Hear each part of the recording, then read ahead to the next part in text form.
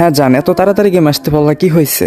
দেখো হাসিব, তোমাকে একটা কথা বলি, তোমার সাথে রিলেশন রাখা আমার পক্ষে সম্ভব না। মানে এগুলো কি বলতেছো তুমি?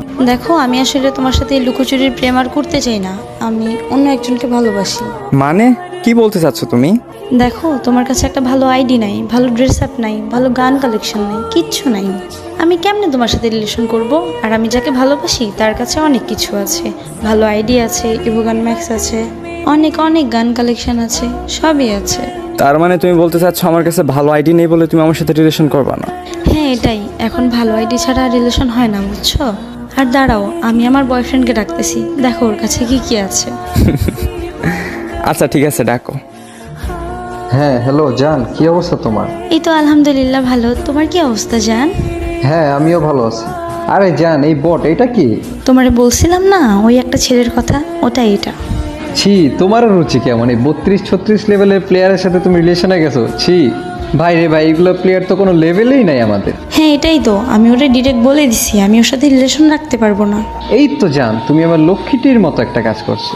আচ্ছা ওই হ্যালো, টিম কোডটা একটু দিবেন? কেন, টিম কোড দিয়ে তুমি কি করবা?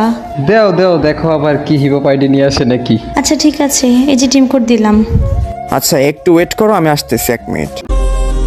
তো গাইস, তোমরা তো জানোই যে আমার বড় আইডিয়া আছে। আমি জাস্ট মেয়েটার সাথে রিলেশনে গেছিলাম যে মেয়েটার মন বোঝার জন্য, বট আইডি দিয়ে। তা এখনকার ভালোবাসা এতটাই সস্তা যে বট আইডির কোনো ভ্যালু নাই। তো যাই হোক, এখন টিম কোডে যাই, দেখি যে ওর বয়ফ্রেন্ড কতটা প্রো হয়েছে আর কত লেভেলের হয়েছে। ও মাই গড, এটা কে? ও ভাই রে ভাই, বিগ ফ্যান হাসিব ভাই, গেমিং হাসিব ভাই। ভাই ভাই ভাই, বিগ ফ্যান ভাই, আপনি অনেক বড় ইউটিউবার, আপনার চিনি আমি ভাই। আমি আপনার সব কয়টা ভিডিও দেখি ভাই। Thank you, big fan too. আর হ্যাঁ জান, আমার কি যেন বলতেছিলা যে আমার আইডির লেভেল নাই, তাই না?